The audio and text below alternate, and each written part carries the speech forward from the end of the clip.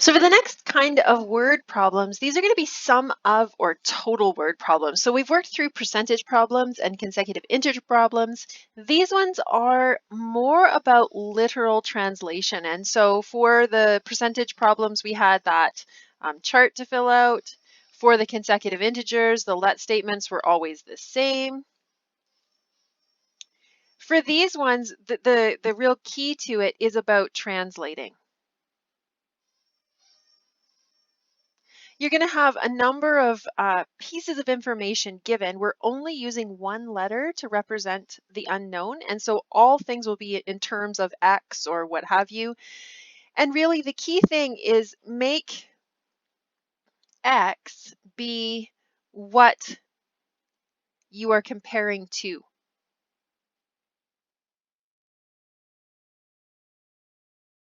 And so hopefully I can illustrate that.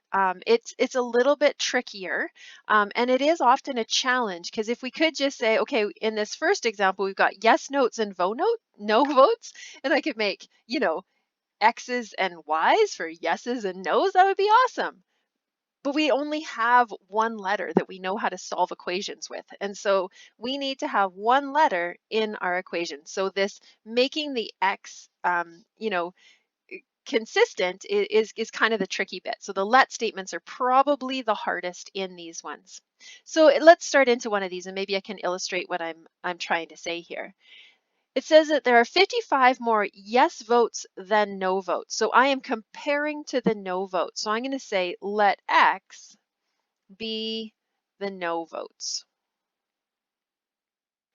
Now I need to do translating 55 more yes votes than no votes. So the no votes are X. What would be the yes votes? We need an expression to represent the yes votes. It says there's 55 more yes votes. So X, whatever the no votes are, plus 55 would be however many yes votes there were. And so I've come up with two let statements here representing two different things, but only using one variable. And by starting out with what I'm comparing to, that made things a lot easier for me. So it says if there were 735 votes cast in all, so this is a total of or sum of problem, we want to know how many yeses and how many nos. So what we're doing is adding the no votes and the yes votes together. You could put them in brackets, but I'm just going to drop them. So I underline them so you can see them as those two things. And that makes a total or a sum of 735. So this is my equation. I've got my let statement, my equation. Now I just need to solve it. I gather up my X terms. I'm going to subtract 55 from both sides.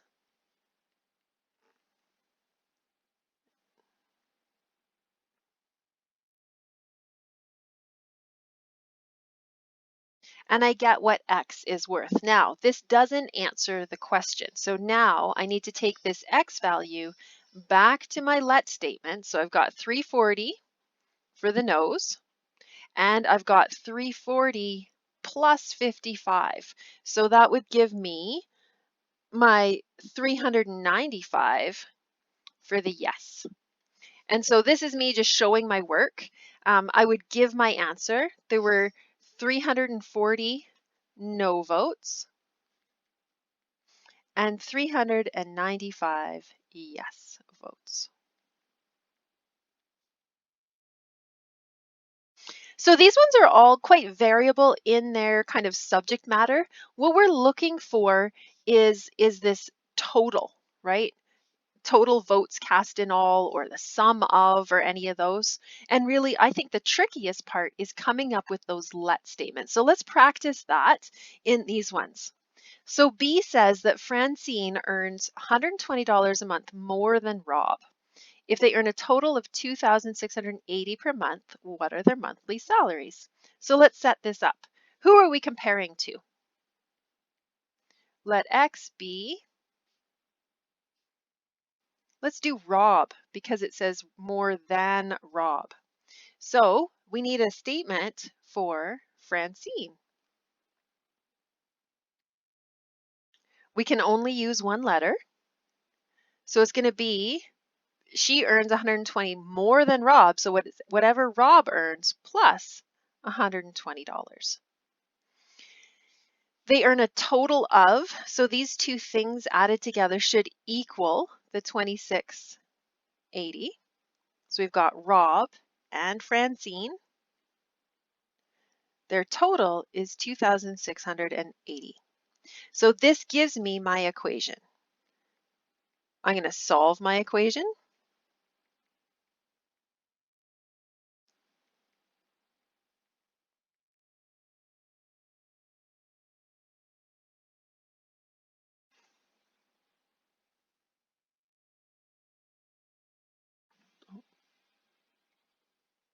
Doing math wrong quick here. And divide by 2.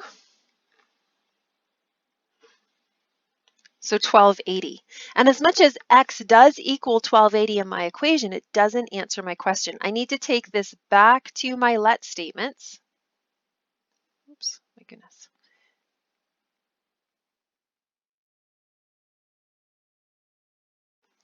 To figure out the final answer here. So Rob earns the 1280 and Francine earns, oops, that doesn't say 80, 1280, and Francine earns the 1400. And they should be different by 120, and they should add up to a total of 2680. My goodness. Okay, let's do the next one.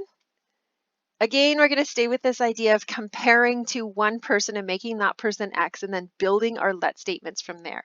All of these are going to be the add them together to get our total as our equation. So in C says we've got Juan working twice as many hours as Jerry and Monica's working 3 more than Jerry. Let X equal, let X be who? Jerry. We're going to need a statement for Juan. And we're going to need a statement for Monica. We know that they're going to work a total of 31. So whatever these X statements are for the other two, if we add all 3 X statements together, it should equal 31. So it says Juan works twice as many hours as Jerry. So that would be 2X for Juan. Monica works 3 more than Jerry. So that's X plus 3. So we've got our 3 statements now that describe how many hours each one of them works. And we're going to add those 3 things together. They should add up to 31. So now we can collect up our like terms. We actually have 4 x's hanging out there. We're going to subtract 3 from both sides. Oops, didn't show my work.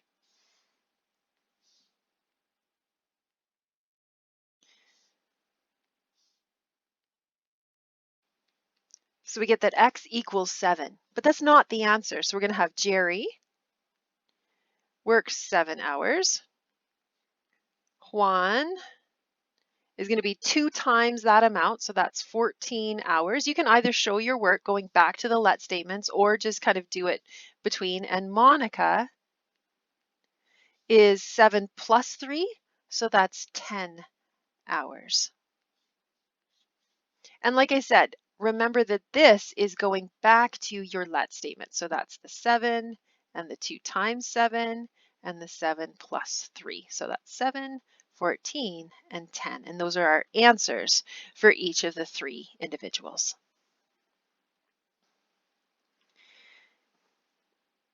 All right, this is the last of the examples on the sum of questions. I think they're so variable. It's really the tricky bit is coming up with those let statements. And this one, as in all of these, usually the last one is a bit of a doozy. So I'll do like 3 or 4 kind of normal ones to ease you into it. And then I do one that's like just a little bit trickier. So this one is about 3 different individuals. We've got Paul, Lucy, and Isaac.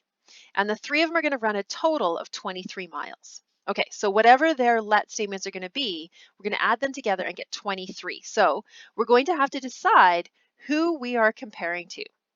So Paul jogged half as many miles as Lucy and 7 miles less than Isaac.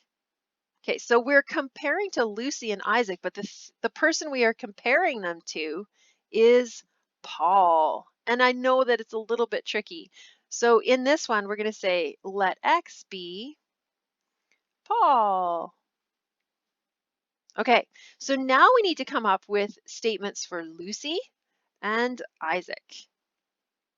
So Paul is jogging half as many as Lucy. So we could have 1/2 X, or we could just say she is 2X. Then Paul is half as many as her. And then Paul is jogging 7 less than Isaac. So that means that Isaac is jogging 7 more than Paul. These let statements are absolutely tricky. If this one's making you scratch your head, don't stress about it. If once you hear it all like explained, you're like, okay, I can get there. I have had people do this one with, a 1/2 X and a -7. There are other X statements that can get you to the right answer. So I've chosen to do it this way because it doesn't have fractions in it. And it seems the most intuitive to me, but I know that that can be a personal judgment thing. So if you're getting to the right answer, but your let statements are different, or your head's not allowing you to go with these let statements, try your ideas and see if they get you to the right answer. So the final bit here, putting this together, we know that we needed to add these 3 let statements together because those are the 3 individuals' distances that they ran, and they ran a total of 23 miles.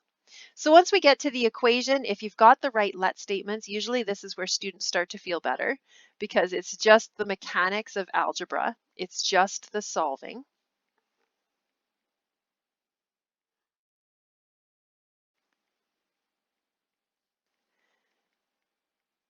And this is also pretty repetitive. We get down to what X equals, and then we need to take it back to our let statements to come up with the final answers.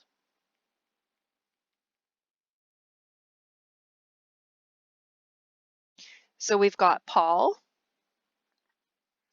is 4 miles. Lucy would be 8 miles.